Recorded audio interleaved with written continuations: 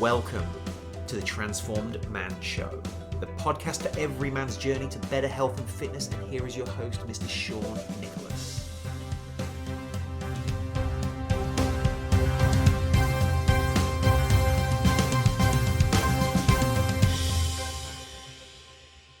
Crisis is guaranteed. What we do to manage a crisis, and more importantly, what we do to move on and go beyond a crisis, can make or break our lives. In today's episode, we'll hear the story of Sam Cawthorn, an internationally renowned speaker and CEO of the Speakers Institute, share his dramatic crisis in life and how he made a decision not just to bounce back, but to bounce forward, and how making that decision to bounce forward dramatically changed his and his family's life forever. There's an immense amount of lessons to come out of this story. So tune in, take notes, and enjoy the show. Sam, welcome to the show. Thank you very much, Sean. It's great to be here. Sam, the thing we want to talk about today is your journey through crisis and bouncing forward to a place where you're at now, and your perspective on trauma, crisis, and what people go through. For many people, they face a traumatic situation, they face what seems to be a disaster in their life, and bouncing back to normal, or what they perceive as normal, is the only reality they see. I know you have a different perspective on that, but first of all, what does crisis mean to you? Yeah, look, Sean, the reality is I think we all go through crisis. So crisis can either be a personal thing, it could even be a sense of injustice, it could be a challenge, it could be a real relationship breakdown, it could be financial or whatever it might be. I have had a number of crises in my life, but my most significant one, I would say, happened in October 2006, where it was my fault. I was driving along, I fell asleep down there in Tasmania. I veered over the other side of the road, and the police said it was a 206 kilometre head-on collision with a semi-trailer truck. My arm was ripped off right there in the accident. My entire leg was completely shattered, 6 broken ribs, lacerated liver, punctured kidney, both of my lungs had collapsed. And even after 18 minutes, I was then told that I'd lost consciousness. I was then told that I'd stopped breathing. And right there at 6 minutes past 3 o'clock in the afternoon, I was told that my heart stopped. So right there for around 3.5 minutes, I was literally pronounced dead. Wow, that's not a crisis many people go through. At what sort of sensing did you have at that time? In that moment of the accident, what was your first sense of reality after the accident? It's quite interesting because after I woke up from a coma, at first I was in denial. I mean, look, that's a whole other conversation. But I didn't remember what had happened. And it was around 2.5 weeks after when I started to have flashbacks. And I started to, have some level of better quality sleep. The drugs were wearing off, etc. I'd already been through a number of my surgeries. And so around 2.5 weeks after my car accident, I started to have these flashbacks, and I started to remember the various moments leading up to that particular car accident. So I remember, I was at KFC 30 minutes before my car accident, having lunch there with a friend of mine. I remember driving along, and I remember feeling quite dozy, like dozing off. And then suddenly I remember hearing a massive big bang, and it was so loud. But that was the second hit. So I hit the truck first, I spun, and then there was a car behind the truck, and then that jammed straight into my driver's door. So it was just a massive bang. And then I remember I found it so hard to breathe. I was wailing. And then I remember there was a lot of other cars that had stopped there because obviously it was a major highway, major freeway that was down there in Tasmania, and being 3 o'clock in the afternoon, there's a lot of other traffic. So cars had stopped and they were running over towards my car. And at one stage there, I remember seeing there was maybe about half a dozen, maybe 7 or 8 people that were standing outside of my car. And I remember so clearly the look that they gave me. Because clearly, you know, my arm has just been ripped off. You know, I'd metal and bits of car inside my body, which I was literally tangled within the car. And they could see me, and I could see the look that the way that they looked at me. And the way that they looked at me, their look was, this guy is not going to make it. This guy is going to die right here. That was the thought going through your head. That's the way that I saw their eyes. That's the way that I saw them look at me, and it's been buried into my memory, and I remember it so clearly. So that was such a surreal moment as well, when people look at you and then they look at your body and they think, this guy's going to die. It's a very, like, I like to call it a kairos moment. So the word kairos is the Greek word for time. So contrasting to chronos, or chronological time, you know, meaning ordinary or normal time, kairos time is laden with meaning and choice. So get this, ready? The dictionary meaning of the word kairos is a moment within a moment, a particular moment in where drastic change takes place. And so clearly for me, that was a kairos moment, a moment within a moment. And, you know, that was a crisis. It certainly was. And that 2 weeks after, when you're coming into some sort of reality, out of the coma, when did you realise the extent of your injuries, and what was your feeling once you came to understand what your injuries were? Yeah. How was the extent of the injuries delivered to you? Yeah. So at first I was in denial, right? This hasn't happened to me. I'm in a really bad nightmare. I'm going to wake up from this, because clearly you're very drugged out, you know, lots of stuff going on, people coming in, and I was dozing in and out, etc., etc. So I just thought I was in this crazy dream or in this nightmare, that I was going to wake up from it. So for 2 days, even though I was awake, I was in denial. This hasn't happened. I haven't really had a car accident. It's okay. I'm going to wake up from this nightmare.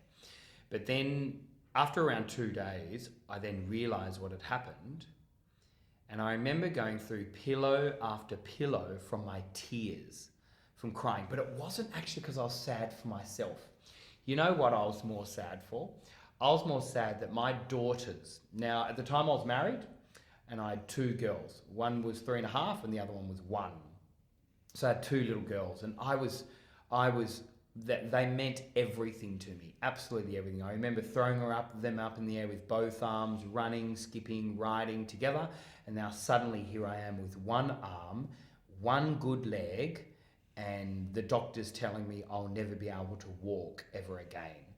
So the reason why I was crying so much, not because I felt sorry for myself, the reason why I was crying is because I thought that my girls would have to now grow up with a disabled father. Wow. Wow. And literally 2 or 3 days of crying. It was really full on. It was really full on, and though I do remember when my little girl, she came into the hospital room, and, you know, tears are running down my face. She jumped at the bed and she goes, "Daddy, Daddy, Daddy, did you have a car accident?" And I said, "Yeah, I had a car accident." And she goes, "And Daddy, Daddy, did you lose your arm in the accident?" And I said, "Yeah, I lost it. I lost my arm." And then she goes, "And Daddy, Daddy, the doctors, they couldn't find it anywhere?" And so she literally thought they just had to find my arm and sticky tape it back on. But, mate, I tell you, I learned a lot of resilient principles through my girls. Yeah. Because they've never ever said to me, Dad, I wish. Dad, I wish you had two arms. They've never said it. They said, Dad, I wish you could come for a bike ride, go for a run. Because you need to realise my leg now doesn't bend at all. So I'm 6'3", 189 centimetres, and I physically can't bend my leg. So I'll never be able to go for a jog, go for a run. It's hard for me to sit in a car, in a plane, in a theatre, even walk up and down stairs. I've only got one arm. I've got one good leg. But my girls, my kids have never said, Dad, I wish. I wish you could throw me up in the air with both arms. They've never said, Dad, I wish you could come for a run or a jog, etc. So my girls just accepted me for who I am. Now, 18 months after my car accident, we then had our boy. Actually, it was quite interesting. The doctor at the time, he said, look, Sam, you did lose a lot of things in the car accident, but it's a good thing something still works. I like that. I'm glad they didn't test for that in the hospital. That you worked that out for yourself. Well, with your wife.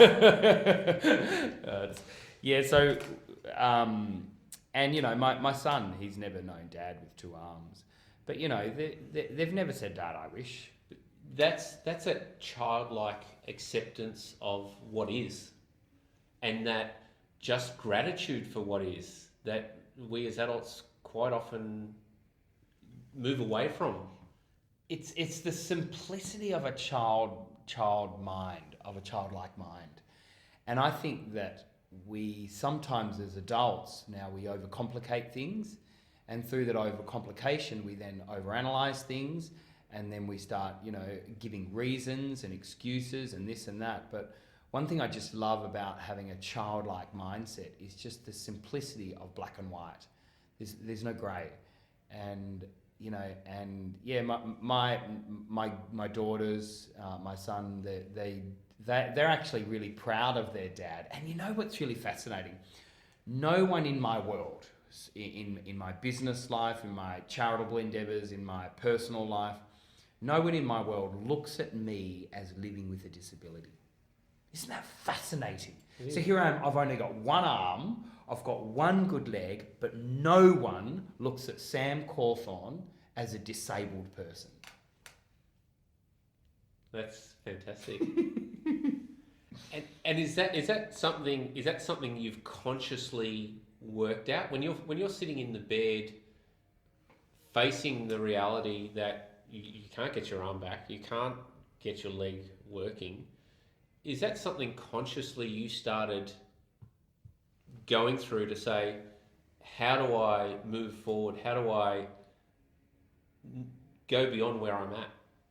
Was it a conscious effort for you? No, look, so I've got a younger brother, and this was another crisis in my life. And so I'm actually one of 11. So my mum is Indian, father is Scottish, and I'm one of 11. So. And you said no disability. Actually, I'm an uncle 39 times. I mean, that's what happens down in Tasmania. But one thing, like my youngest brother, so he's the youngest in our family of 11, and he's my best friend, he's my best mate, and recently he was diagnosed with cancer. And it was really sad me seeing my younger brother go through chemo, radiation, lose all his hair, everything like that. But the good news was I was the same blood match as him, so I donated my own bone marrow to my brother. And we're all believing, David, mate, you're going to get through this, you're going to be fine, you're going to be awesome. But recently he actually passed away at 21, and so he died. And it was certainly a really, really tough time in my life, in my family's life, etc. So my point being is that I am alive today for a reason and a purpose, which means that I could have died in that car accident, and we all know people that have, passed away and have gone to their next life or whatever you believe in, yeah? But the beautiful thing of this is that I'm actually alive, which then means there's something that I need to do and achieve in this world before I'm taken.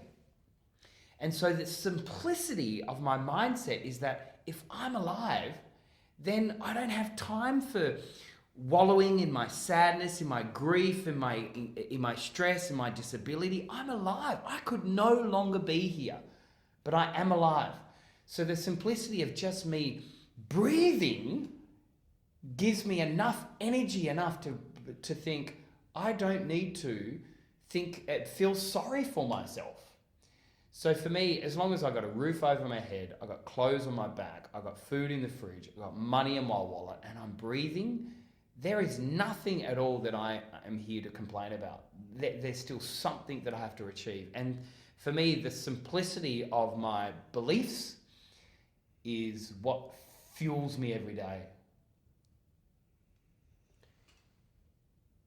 The thing that I want to explore is that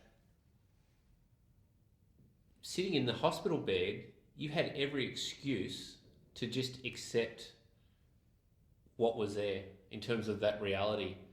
Like for many people, they would just accept, I can't walk again. I won't do it. I can't have my arm. I can have the excuse to wallow in my misery. What was the trigger to push you away from that? Yeah, look, a big part of it, as I was saying, is certainly just the gratitude, the gratefulness, knowing that I am alive, that I can no longer be here, knowing that I still have one arm, I still have one good leg. And so for me, it's just the mindset of gratitude and gratefulness. I still have a wife that loves me. I still have kids that love me and support me. I still have a family. I still have food in the fridge, et cetera, et cetera. But, look, it's also the way I look at it as well. I met another guy a few years after my car accident, and exactly the same thing happened to him. He fell asleep, he veered over the other side of the road, and he had a head-on collision with another car. But in that other car was a family, and 2 members of that family passed away. Now he's locked up for manslaughter. And me just talking to him, my heart just wept, because if I look at him and I look at exactly the same thing happened to me, I fell asleep, I veered over the other side of the road, but the good news was it was only a truck and he wasn't injured, no one else was injured in my fault accident. But with this other guy, unfortunately there was a family there. So, there's so many things that I can be grateful for. And so I don't have time to try and have excuses or wallow in it. And also on top of that, actually, Sean, the most important thing is this. I've actually now got prosthetic arms. So I now have 8 arms all up. And how many arms do you have, Sean? So looking at me now, just 2. Jealous. Arm envy. I do. I have 8. I got this really cool arm. It's a bionic arm. It's the most advanced bionic arm in the world right now. It's the only one in the Southern Hemisphere. It's worth over $120,000. Now get this, I program it with my iPhone X. So it's got both Wi-Fi and Bluetooth. And actually get this, if you downloaded the app, you could control my hand. I love it. I'll be downloading that app straight after the show. It's just looking at the good things in life. That's it. It is as simple as that. Yes, I've only got one arm, I've only got one good leg, but far out, man, I'm alive. I'm not locked up. But what were the people in the hospital telling you? Ooh, that was interesting. Because what was their belief? They could see that I was really positive. Now, they thought this was a facade. Yep, the denial thing. Correct. They thought so this is what they were telling my wife and my family. They said, look, he's going to hit a brick wall. Just be prepared for it. And then I said, okay, he hasn't hit a brick wall now at the end of the week. He'll hit a brick wall at the end of the month. He'll hit it. He'll get sad, depressed, lonely. He'll get depression, get anxiety. He'll get anger. He'll hit it. I didn't hit it. 6 months. I said, okay, 6 months, he's going to hit it. He's absolutely going to hit it. So just be prepared, guys. He's over positive right now. He's over the top. He's really happy. He's really positive. We haven't had any counselors. We haven't had anyone, he's never, he's never making excuses, but he will hit it. So just to let you know, the wall is coming. Yeah. A year later, he's going to hit it. A year into in the anniversary, he's going to hit it. Sean, 12 years later, I haven't hit it yet. I'm being serious. I have not hit it. I've never ever had any level of depression, high levels of anxiety, stress. I've never felt sorry for myself. And I'm not saying I'm superhuman. I'm just simply saying that I come from a simple mindset of gratitude. Yeah, it's powerful. Very powerful. And so do they still not believe? Do you stay in touch with any of the people that were around you at that time, the professional people, the therapists, doctors? So exactly a year after my car accident, literally to the day, I put on this big cocktail party. And I invited the doctors, the nurses, the physios, the occupational therapists. I invited my family. I invited the truck driver, the police, the ambulance drivers. I invited everyone that is involved. And so we had like 180 people there all up. It was huge. Big sort of cocktail party. We paid for it all. And I just wanted to thank and acknowledge them all for being there throughout my entire support journey, etc., etc. And it was just a beautiful, beautiful night. And so since then, I don't really stay in contact with any, like obviously I've now moved on. I now live in Sydney, in Australia, no longer down there in Tasmania. But I suppose through that entire journey, I realised that people get inspired through story. Now, I didn't even know much at all about the personal development space. I didn't even know that people get paid to share their story. I didn't even know that. And so after my car accident, there was a local youth group asked me to share my story, a school that asked me to share my story, and people were just loving it. They were inspired. And then suddenly I decided to start charging for it. And so people were paying me to come and share my car accident story. It was profound. And the rest is history. I started writing books about it, and So how many times do you think you've shared your car accident story? Over 5,000 times in over 36 countries, live. But I do know that my story has been heard by over 100 million people. Wow, that's great. And what do you feel is the thing that you've learned from your story, and that people can learn from that crisis to opportunity journey? Yeah, I think one of the main things I feel is that it's our decision, not our condition, that determines who we are. And what I mean by that is that we all have these conditions. So my condition is very physical. I've only got one arm, one good leg. But our conditions can be differently. Our condition could be our environment, could be our finances, could be our health, could be our relationship. But for me, it's not about the condition. It's about our decision. It's our attitude towards that. The greatest gift I believe God ever gave us was the freedom of choice.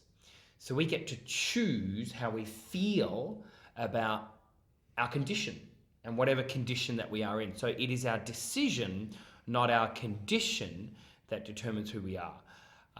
And a big part of that obviously is around my content and my intellectual property, which is more around bouncing forward. So you know how we've all heard of the terminology bounce back. Look how we're bouncing back from the global financial crisis, how we're bouncing back from terrorism, we're bouncing back from, from adversity or crisis, etc.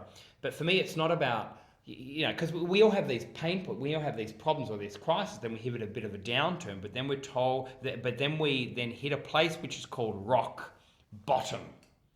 But then we're told, come on, let's bounce back to this place that got us to the problem in the first place.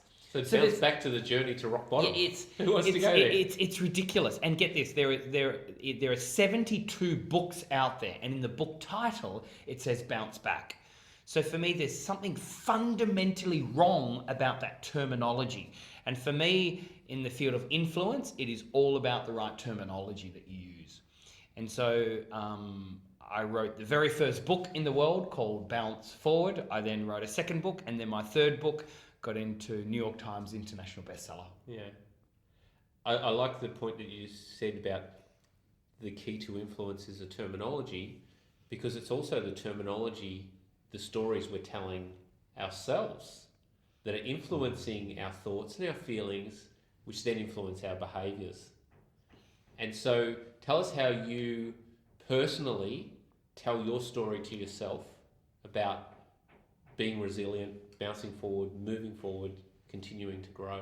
Yeah. Just so we can share that. Yeah, I certainly do have some limiting beliefs, and we all do. Before my accident, I used to play the guitar. Actually, I was a musician, so I was an artist. And I played the piano, played the guitar, and I just loved music. It was my escape, yeah. And after my car accident, obviously losing an arm, doctors said I'll never be able to, play the guitar ever again. They also said I'll never be able to walk. But I certainly proved, there's a great feeling when you prove the doctor's wrong. Yeah. But yeah, for me, when someone says that you can't do it, when someone says it's impossible, when someone says that there's something deep in our psychology and even in our biology that says we must either prove them wrong or we love a challenge. Everyone likes that challenge, yeah? There's a terminology I use a lot, which is this. It's crisis creates opportunity. There's a massive corporate buzzword out there, which is called adversarial growth, which means through our most toughest of adversities can ignite some of the greatest of growth periods in our life. We know some of the greatest inventions have actually derived from massive crisis moments. And so the fascinating thing is this. Let's reverse engineer this, yeah? The fascinating thing is this, is that if we have a burden or an issue or a problem, we tend to procrastinate dealing with it. We do, don't we? I know it's a burden. I know it's a bit of an issue. I know it's a bit of a problem. But when I have time, I'll deal with it because I'm dealing with all this other stuff. But get this. When it's a crisis, our biology links so much pain to it that says we must get ourselves out of it. So get this. This is the crazy point here. My encouragement to everyone is that we need to turn our problems, our issues, our burdens into a crisis. We need to turn it into a crisis because when it's a crisis, we'll deal with it and we'll find the opportunity because no one likes being inside or within a crisis. We have to get ourselves out of it. So that's how I now feel in every single part of my world. If I've got a bit of a burden or a nugging or something that's annoying me, I just turn it into a crisis. Then suddenly I either change the way I think about it or I do something about it. And so I'm a man of execution, which then means I have to take action when a crisis comes. And sometimes, if you find yourself procrastinating about things or if you find yourself, stuck, create a crisis and you'll get yourself out of it. And it can be not even creating the crisis, but create the attitude that this is a crisis. If I don't fix this now, the disaster will happen imminently. And so that attitude of this is the crisis point.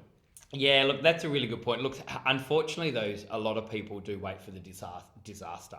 So my encouragement to everyone out there is this. You learn the easy way, the hard way, or the tragic way. So you learn the easy way, you learn from other people's mistakes. You learn the hard way, you learn from your own mistakes. But don't ever go the tragic, which is not learning from either. And so one thing that I've realized is the majority of my life, I've actually learned the hard way, which means sometimes I'll wait until such time it's tragic. I'll wait until such time it's a disaster, but then I learn from that. But I never ever have two disasters in the same area ever, because I always learn the hard way. Yeah. And so my encouragement to everyone out there, if you ever see a disaster, learn from it and make sure you never find yourself back in that situation. And it's that conditioning that we go through that we can then put in that process to say, I understand this disaster is coming because of these prevailing winds that are coming at me. So I take action now. And does that come from that awareness? Do you focus on your awareness now in terms of your reality, where you're at? Because obviously prior to bouncing forward from your tragedy, before that, there was a lead up to that crisis that you weren't aware of, that obviously pushing yourself too hard, doing too much, your body just said shut down now. It just happened to be behind the steering wheel.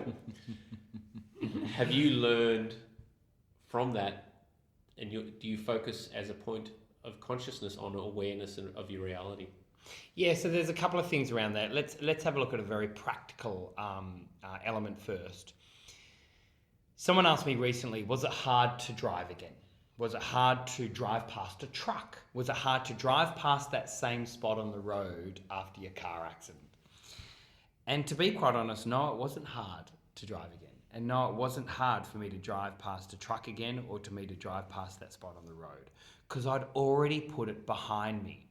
And one thing that I've realised throughout my journey is that if I ever find myself in a situation that's either going to be a massive challenge or a massive crisis, I have to learn from that. I can't suppress it. I have to actually embrace it, engage it, have the full effect of it, and then that way I can learn, grow, and change myself. Yeah. If I suppressed it, I believe then it would have been hard for me to drive, hard for me to drive past a truck, hard for me to drive past that spot on the road. So one thing I just love of the way that I've conditioned myself is always take it on head on, take on the challenge, take on the crisis head on, and actually address it there and then. It's so easy for us to suppress. It's so easy for us to not deal with it and actually ignore it, or for us to, see if we can actually just totally suppress it. Suppression does not help anyone. So the more I can encourage everyone out there, if you find yourself in a crisis, handle it straight away. There's a terminology I talk a lot about, which is completing incompletes. And I can tell when people have an incomplete, when they're suppressing or when let's say you might have an ill feeling towards another human being. Could be an ex-partner, could be a family member, could be you're not talking to someone because, and there's always reasons, there's always excuses, I get it. But when you suppress and when you have incompletes, it actually stops you from seeing the possibility in your life. Because you're holding on to things, you're holding on, and you can try and ignore it. You can try and be in denial all you like. It doesn't work Because you're just adding to this bucket that you're carrying around. You're adding that weight and that burden. Yep. And the more you do it, and sometimes you're carrying someone else's bucket as well. Look, the most happiest people in the world are the people that actually address their incompletes.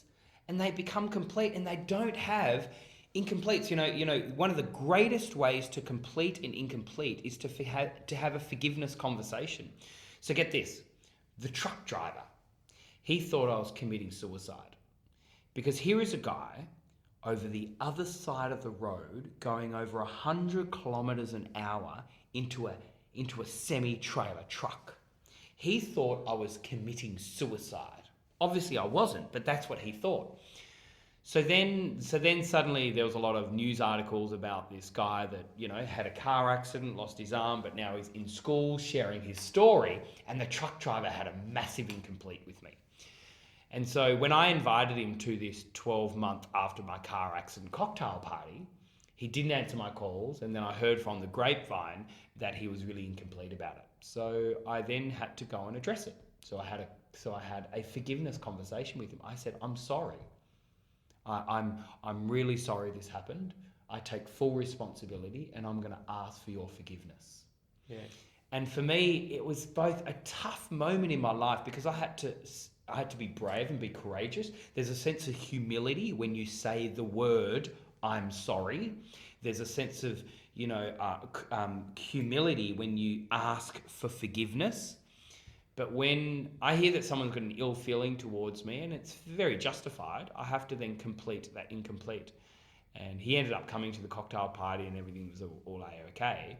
But yeah, my encouragement to everyone out there, if you ever have an incomplete, if you're suppressing something, if you're still holding on to unforgiveness, the greatest thing I would encourage people to do to find that freedom, to find that sense of absolute freedom in life so you can start achieving what's possible in your world, is to live in the grace zone. And what I believe the true meaning of grace is this: forgiving before offense even happens. It's one of the hardest things for men to do in the world. It's a lot easier. Repeat that again. The grace zone. Forgiving before offense even happens. It's living in the grace zone. So let's extrapolate on that, because forgiving before the offence happens. Take us through some practical examples of that, because that's something new. Yeah. To me, and maybe to many of the listeners. Yeah. So look, I believe one of the greatest ways that the world stops us from moving forward in our life is through offence. When, like, the world teaches us how to be quick to be offended. The reality TV shows that we see, in our relationships that we have, in our family that we've got, in the workplace, constantly the world is teaching us how to be quick to offend. How can we get offended quickly? How can we look at that person and look how they looked at me and look what they said to me and listen what they said, and this family member and that boss and that other person in the office, and we're so now quick to take offense. One thing that I've been training myself of late is, living in this grace zone, is that I will not allow myself to be offended. And so you can spit at me, you can swear at me, you can tease me, you can call me disabled, you can call me names, you can look at me the wrong way, you can even slap my face. I will not be offended. I will stand up for myself and I will say exactly how I feel, but it will not penetrate within my soul, within my spirit, within my heart to then hold on to that offense. And so again, the true meaning of grace is forgiving before offense even happens. So basically, you will not allow yourself to be offended ever. I get it. Because the offence only happens when you allow yourself to be offended. Yes. The person's just interacting in the way that they know best. Yep. You're allowing the offence to happen, and it's your meaning, it's your interpretation of what's happening. And quite often, you're interpreting with your own stories. Yeah. And that unforgiveness that we're holding towards another human being, whether it's a family member or whatever, we don't realize how much that is the key thing that is stopping us from seeing our fulfillment, our happiness, our success, our health, our relationships. That is the key thing. I believe it's the number one key thing. The number one key thing. When we are holding on to unforgiveness towards another human being. If you've got an ill feeling towards another human being, whether it's a partner, whether it's a loved one, a family member, an ex-colleague, a boss, a person, whatever it is, even a politician, I fully believe if you're holding on to offense, or if you're holding on to unforgiveness, it is the greatest way to stop you from feeling true fulfillment in your world. Wow. So what are some of the steps that people can take to overcome that you've learned from your experience? Sean, I've been waiting for this question throughout the entire interview. All right. So one thing I do talk a lot about is proximity. Actually, the terminology that I use is proximity is power. So I run a company, and one thing that we've found, which is the most unique experience I've ever seen in my life, is that people fly in from all over the world to come and volunteer and just be in our proximity. Like, that is like, get this ready. They put in their leave at work, they put in sick days at work, whatever it is, and then they fly themselves under their own expenses to fly into our events just to be in the proximity and volunteer and actually work for us. It's extraordinary. And so I'm thinking, why are they doing this? Why these high performers? These aren't just ordinary people. These are high performers. These are influencers, authors. And I'm thinking, why is that? And I fully believe that proximity is power. Jim Rohn said, you are the average of your 5 closest friends. The company that you keep determine who you are. Look, guys, we all know this. You cannot expect to live a happy, positive, successful life if you hang around with negative, sad, unsuccessful people. So who do you hang out with? Do you hang out with those type of people that are always challenging you towards what's possible in your world, who actually stop you whenever you're starting to talk negative about someone else? Are you hanging around with those people that are always happy and you feel fulfilled when you're with them? You want to take on the next challenge. You feel as if that you can push through any adversity when you're hanging around with those people. Or do you hang around with those people that are sucking all the happiness out of you, that are gossiping about what happened yesterday on the TV, which is completely irrelevant to normal life? Like, who do you actually hang out with? Like, who's in your ear? Who are you listening to? And for me, this has been a core key ingredient towards really finding and upgrading the way that you view the world. Your happiness, your health, your fulfillment, your relationship, absolutely everything. So for me, when I was back in high school, so here's my disclaimer for you, Sean. When I was back in high school, I was hanging around with a very negative proximity, and they influenced me in a very toxic way. Now, my parents taught me better, but I was just kicked out. I literally started doing stuff that I shouldn't have been doing, and I got kicked out of school. Even knowing you were doing the wrong stuff, the environment that you were in, was influencing you. And I didn't want to do it, but I wanted to feel accepted. We all want to feel accepted, and a sense of belonging.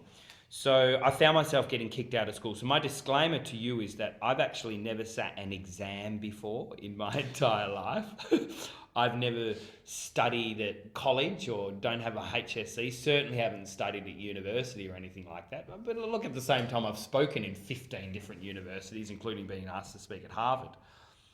But one thing I found is that when I started to choose the people that I'm going to listen to, if I'm going to give my ear to someone, and not necessarily just in a normal conversation, but if I'm going to actually have mentors and people that are going to speak into my soul, into my heart, into my life, I'm going to choose those people very wisely. Very, very wisely.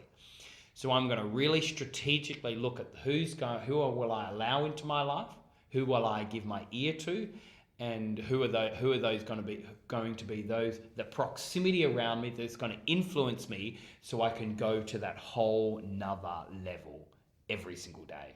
I will not accept me for who I was yesterday. And that comes down to a principal point in transformation, is continually refining who you are. So cutting out the crap and refining the essence and the strength of who you are. Does that capture what you're doing personally? Yeah, look. What do they say? If you're not growing, you're going back. Even if I look at a biblical story, there's a story when Jesus was walking along and he saw two trees. One tree wasn't producing fruit, and the other tree was producing fruit. And the tree that wasn't producing fruit, he actually he cast it out and he killed it. But the tree that was producing fruit, he said, well done, you're producing fruit. And one thing I love about this is that I believe that we always need to be growing and we always need to be developing. We're human beings. We have to grow every single day. So if I'm the same day in, day out, the same year in, year out, I'm not going to find that true fulfillment. There's an urgency. Like, I live by a principle though, because at the same time, if there's so much urgency, then are you ever fulfilled? And so for me, I live by a concept that I'm content, but not satisfied. So I'm very content. I love my wife, I love my income, I love my relationships, my family, my work, etc. But I'm not satisfied, which means there is more. And that's that continuing development, the continuing work on yourself. Do you still continue to work on yourself and refine and push yourself to another level in your profession? Like in terms of speaking and training and speaking around the world, you could easily say, hey, I've spoken to over 10,000 people in a stadium. Wow, I've hit the heights. Do you still continually push your limits once you reach those peaks? Yeah, look, absolutely. My dream now certainly is to like, I actually still believe that I can change the world, and if I'm alive, it actually means that I haven't fulfilled my quota in this world yet. And it's not that I'm an over spiritual weirdo. It actually, like, I genuinely believe if I'm alive, there's still something I have to do. There's still something I have to achieve. So I'm going to go out there and I'm going to actually change the world. So my dream now is to empower other people to share their story.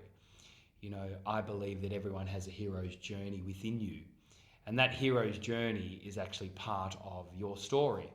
And I believe that your story is no longer yours to own. And what we're actually now seeing, particularly when it does come to leaders and influencers and even people that have got stories, is that we want the vulnerability. We want the authenticity. You know, the word vulnerability comes from the Latin word vulnerabilius, which means an open wound. And what we're leaning into now as a global society is authenticity and vulnerability. We no longer want those people that look like they have it all together, that look like from the outside that they're perfect. What we want is imperfection. What we want is authenticity. What we want for vulnerability. What we want is those people that say, hey guys, I've failed time and time again, but you know, I've learned how to navigate my failure. Let me share with you.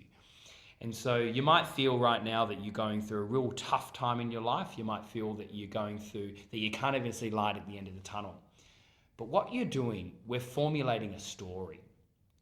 And when you get through it, and you will get through it because the best is yet to come, and when you get through it, that story is no longer yours to own.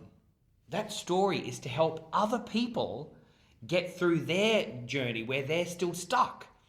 And so that's why the power of our story, both an internal story as well as also an external story, is such a powerful thing.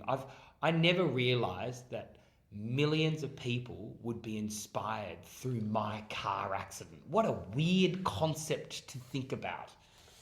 But it's the truth. And it's exactly like you said, it's your journey, gives people the hope and the understanding of what it takes to get through their own trauma and their own crisis.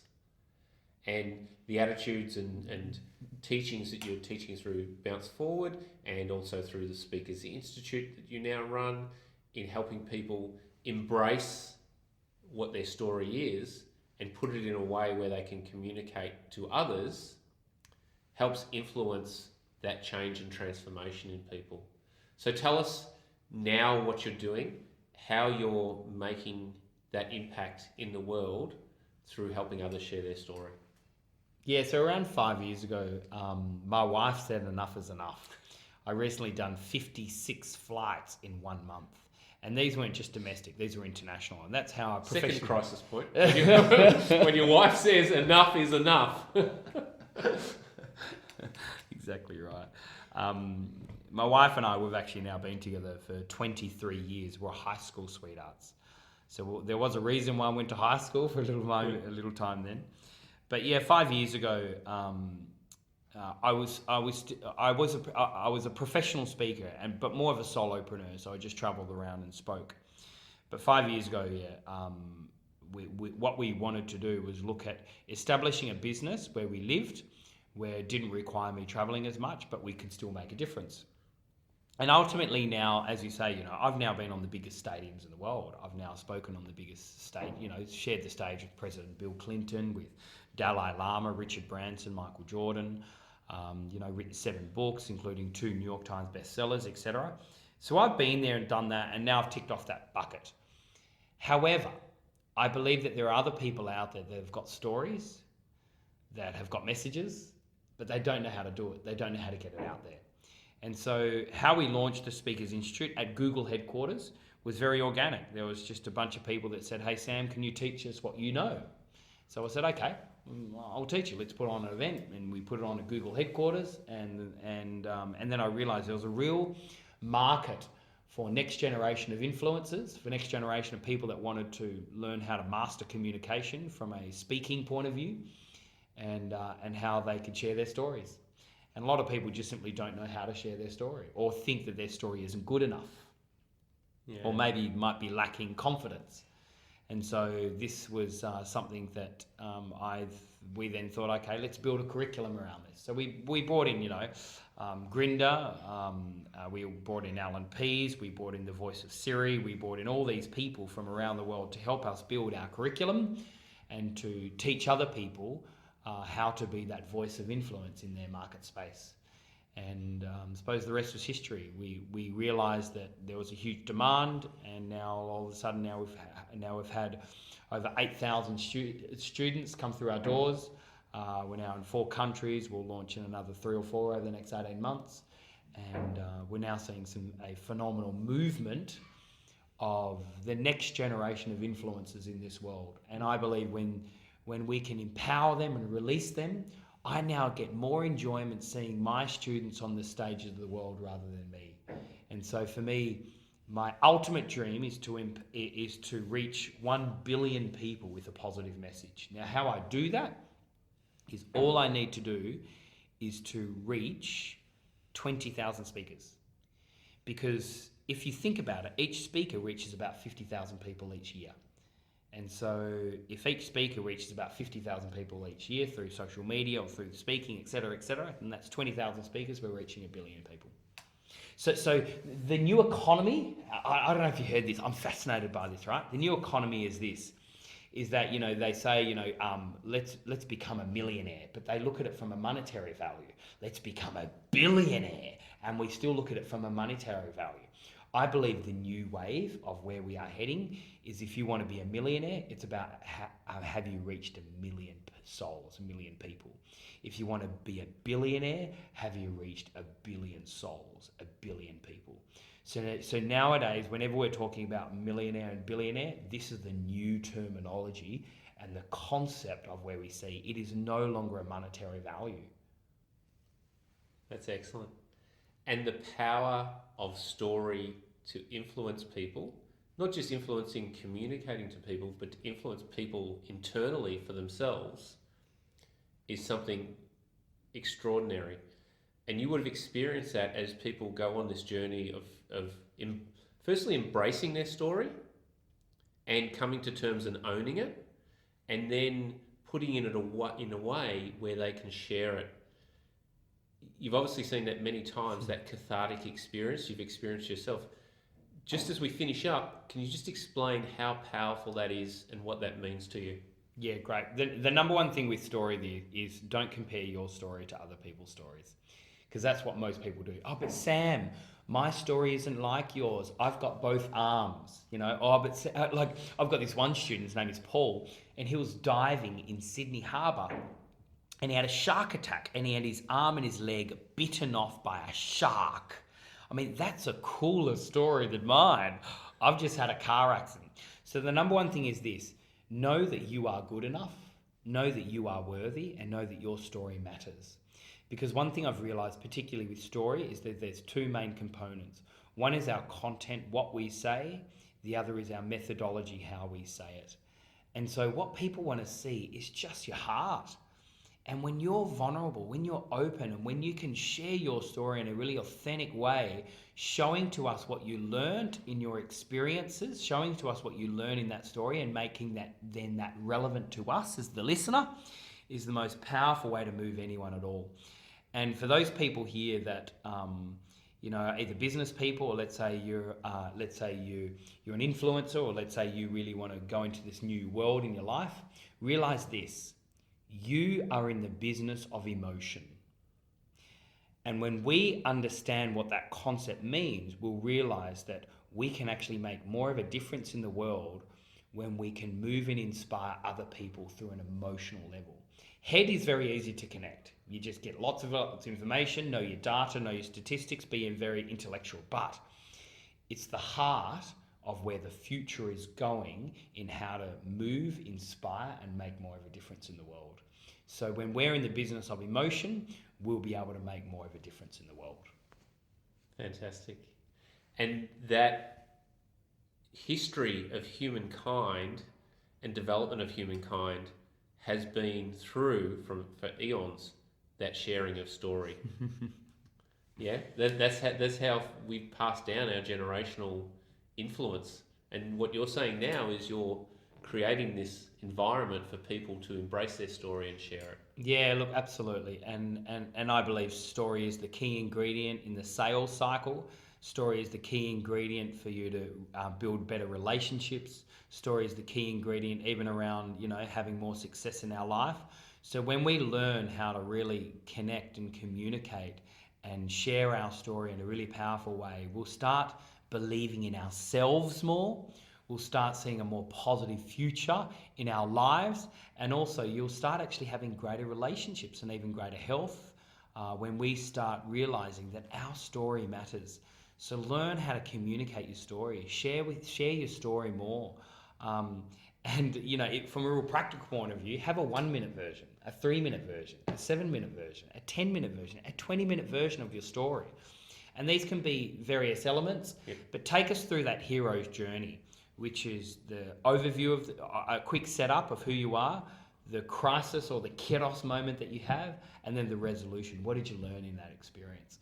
And ultimately, that hero's journey is going to be one of the most powerful ways that you can inspire other people, keep people on the edge of their seat, and hold their attention. There's nothing worse when you're communicating with someone and you've lost their attention. And so the greatest way to keep people's attention is through the power of story, and just be open that wound, be vulnerable, and inspire us through your story. We have a story for a reason, and now it's time for you to learn how to get your story out there. Excellent, Sam Cawthorn. I really appreciate you sharing this story and what you're doing in the world. How do people connect to find out more about your story and what you're doing now with creating influence through communication? Yeah. So there's 2 main elements. One is just go onto any social media at all and type in Speakers Institute or Speakers Tribe. Speakers Institute is a commercial arm where we actually train and teach people how to become influencers and how to communicate with authority. Speakers Tribe is actually a sense of belonging. It's a community where we learn, grow together, and these are in most cities now around the world. So just go straight onto social media, just type in Speakers Institute or Speakers Tribe, like the page, follow us, and then you'll get all updates. Fantastic, Sam. And I can highly recommend that the listeners download the audiobook of Bounce Forward, which you've actually narrated yourself, where you tell in detail your trauma, your crisis, and the process that you went through to bounce forward to create this new version of you. It's a great listen. I think listening to it with you narrating it is even more powerful than the printed book.